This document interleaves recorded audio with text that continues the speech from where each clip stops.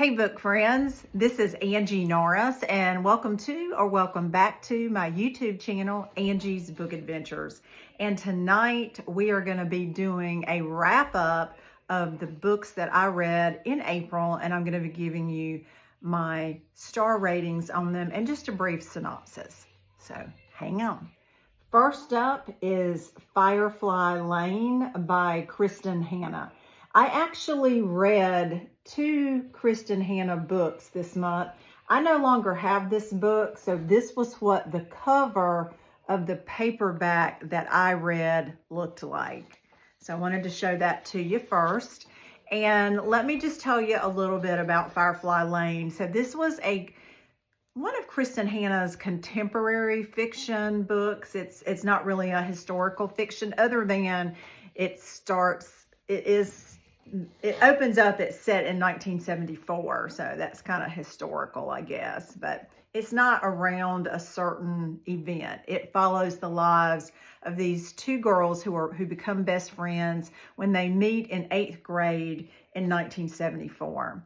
And so there's 2 primary characters, Kate, who is kind of the studious, geeky type girl, and then Tully, her real name is Tallulah, but she goes by Tully, and she's more of the popular kind of break the rules type girl, and they instantly become friends. They go through high school. So this book follows their 30-year history from 8th grade through high school, through college, into their early life when Kate gets married and she becomes the responsible of the 2 friends. And Tully goes on a career path as a news reporter. But it just follows their friendship over these 30 years. And I actually watched this series on Netflix before I read the book.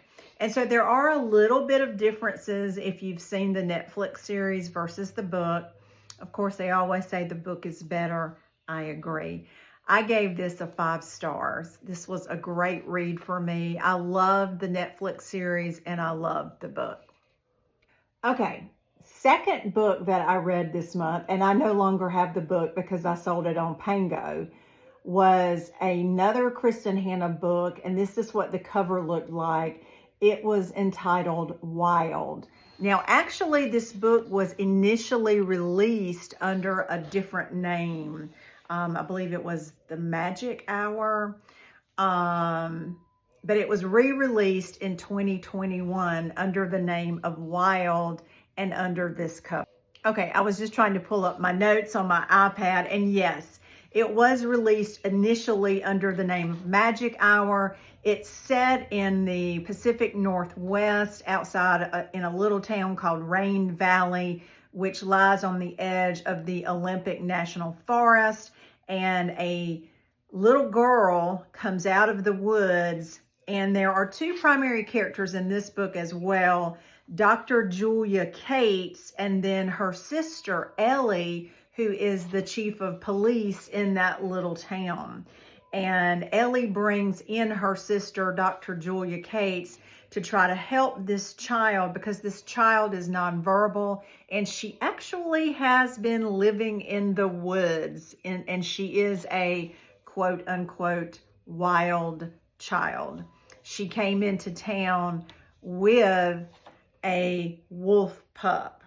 They can't get her to speak. She's had some sort of trauma, and Dr. Julia Cates is a nationally renowned child psychiatrist, but she's recently undergone a scandal in her professional career. And so this town is the town that they both grew up in. And so this is really an escape for Julia, and she ends up falling in love with the child. And to me personally, this was not one of my favorite Kristen Hanna books. I probably would have DNF'd it about a third of the way in. It was just slow to me. It was a very predictable storyline. And if it had not been a Kristen Hanna book, I wouldn't have finished it. But I did finish it, and I ended up giving it a 4-star. And the only reason that I gave it a 4-star, it probably really only deserved a 3-star, was because it was Kristen Hanna. Okay, book number 3, hold on. Book number 3 was South of the Buttonwood Tree by Heather Weber. And I have also sold this book on Pango, so this is what the cover looks like. Okay, this was actually the second book that I have read by Heather Weber. Heather Weber, the first book that I read by her was, oh my, what was the name of it? Midnight at the Blackbird Cafe. I knew it was Blackbird Cafe. I just can't remember what the first part of it was. Did y'all see my brain moving? The gears in my brain moving then? So she wrote Midnight at the Blackbird Cafe, historical fiction. I absolutely loved that one. So I actually got on Pango Books and looked to see what other books by her I could get. This was the second one after Midnight at the Blackbird Cafe. This book was also set in rural Alabama in a small town called Buttonwood, Alabama, fictional town, of course. And there was a magical element to this book as well as the Blackbird Cafe, Midnight at the Blackbird Cafe. So in this book, there is a tree in the town called the Buttonwood Tree. And what you do is once a year, just once a year, you can't go every day, you can go to the Buttonwood Tree and you can ask the tree a question. And if you wait a few minutes, boom, boom, boom, boom, boom, down through the limbs of the Buttonwood Tree comes a little button made out of wood, and it has a written answer on it. And now, if you follow the Buttonwood Tree's advice, great, everything's fine and dandy. If you don't follow the Buttonwood Tree's advice, you could have a curse on you. So this book follows the lives of 2 primary characters, Blue Bishop and Sarah Grace. And they're very different, but there are some secrets in this town that are woven into the storyline, and not to give it away for you, but it's a great book, historical fiction with a little bit of a magical realism element to it. I gave it a 5-star. I loved it. Okay, the next book that I read in the month of April was a book that I did as an early read or an advanced reader copy through NetGalley. So it was an ebook read for me, and the name of it was The Second Chance Cinema by Thea Weiss. This one comes out in October of this year. Okay, and so this book is classified as contemporary fiction. It does have a little bit of fantasy, magical element to it as well, because it follows 2 characters, Ellie and Drake, and they are engaged to be married. And one night they're walking through the streets of the town that they live in, down this back path. They're kind of away from the down center of the town, and they stumble on this cobblestone path that takes them to this magical theater. So they find this cinema, this theater, and the lights are on, and it has on the marquee, "This is your life." And so they go into the cinema, they buy tickets, and they sit down, and they start seeing their life as a baby. So without giving too much of it away, this book is about the fact that they have 10 visits, and they can go see the story of their life, and it shows each of their lives. It'll show Ellie's life first, and then it'll fade out and fade in, and it will show Drake's life. And what they find is that they both have memories or things that have happened to them in their past that they haven't shared with the other. And so the book kind of explores that storyline without giving you too much of it away. I enjoyed this book. I rated it a 4-star. Okay, the fifth book that I read during the month of April was also an ARC, Advanced Reader Copy, early read of a book that is coming out in January of next year in 2026. And it is entitled, It Should Have Been You by Andrea Mara. This book is a suspense thriller type book. I absolutely loved it. It is a very contemporary storyline. It is about a young mother who is sleep deprived, physically exhausted because she has a 4-month-old baby. And she sits down one night and she's trying to send a text message to her 2 sisters. But she ends up sending it to a community group in WhatsApp of all the people in her neighborhood. And what she is talking about in the text message is one of her neighbors and her neighbor's husband and her neighbor's 2 teenage children. And so it goes south really quickly and people start getting murdered. And that's all I'm going to say about it. But it's a very contemporary story. It kind of connects with you on a contemporary basis because who hasn't sent a text message to the wrong person by accident? So this could happen to anybody. It should have been you. I hope you guys will check it out. I gave it a 5-star read. I hope you put it on your pre-order list. It's going to be published in January. Okay, book number 6. I have the rest of the books that I read. I read a historical fiction by Sue Monk Kidd called The Invention of Wings. This book actually, so if you're not familiar with Sue Monk Kidd, she wrote The Secret Life of Bees. She's the author of The Secret Life of Bees. I read that. I happened to see 2 or 3 more of her books in a thrift store one day and I grabbed them all. This one is set in Charleston, South Carolina, and it's set in the early 1800s. And it follows primarily, well, 3 characters. It's told from 2 point of views, and the 2 point of views are, one of them is a slave, and her name is Hetty Handful. And then the other point of view is from the slave owner's daughter, and her name is Sarah Grimke. And now she does have a younger sister named Angeline in this book. And so her sister is one of the 3 primary characters as well.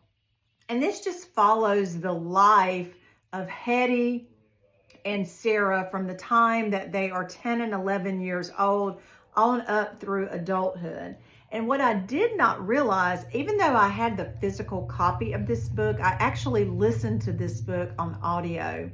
And first of all, I love the narrator. And then at the very end of the book, because I don't think it's not in the written book. So at the very end of the book, there is historical notes, and they're actually by the author, by Sue Monk Kidd. And she tells the story of all the research and the history that she did in writing this book. And I did not realize that this book is based on real people. So the Grimke sisters were real people that lived in Charleston, South Carolina. And you can actually go and see the home that is mentioned in the city of Charleston in this book. It is not a home anymore. It's actually an attorney's office now. But I just find that fascinating. I loved this book. I gave it a 5 stars. Okay, book number 7 for me was A Tree Grows in Brooklyn by Betty Smith. This is a classic because this book came out in 1943 and supposedly it has withstood the test of time, yada, yada, yada. So it's kind of chunky. I think it was 493 pages. This book drug for me. I'm one of those people that I had the same English teacher in high school. I had advanced English for 4 years in high school, and I had the exact same teacher. And we read a lot of the classics, and that was just instilled in my brain. If it's a classic, it should be a good book. Not necessarily. This book is supposedly, it's supposed to be loved by many people because it follows this young girl named Francie Nolan who grows up in Brooklyn, New York in the early 1900s. And it's about the turn of the century. And she's from a very poor family, and, just the neighborhood and the city, and, how she grew up in Brooklyn. It drug on for me. Nothing really happened. That's why I'm struggling here trying to give you a synopsis of what happened. This one for me was not good. I gave it a 3-star. Okay. The next book was also a suspense thriller. I can't talk tonight. Then She Was Gone by Lisa Jewell. This one actually is about a woman named Laurel, who when her daughter was 15 years, one of her daughters, Ellie Mack, was 15 years old, she disappeared. And this is set 10 years later, 12 years later. And she meets a man, and the man has a daughter named Poppy, and Poppy looks vaguely familiar to Laurel. And it goes on from there about how she becomes entwined in his life and finally discovers who Poppy is. Suspense thriller, Lisa Jewell threw it out of the park. I loved it, gave it a 5-star. The Last Thing He Told Me by Laura Dave, another suspense thriller. I had not read anything by this author, and this particular copy of this book was a Reese's Book Club. I also believe it was a Book of the Month choice. I can't remember what year. Let's see, when did it come out? 2021. I don't know what, but I do remember that it was a Book of the Month. I absolutely love this book. This book follows Hannah, who has been married to this man named Owen for approximately a year, and he disappears. And before he disappears, he sends a note to Hannah with 2 words on it. The last thing he told her was protect her. And who he was talking about was his 16-year-old daughter, Bailey, who is Hannah's stepdaughter. And so as the book progresses, she finds out that Owen, that her husband, is not who he said he was.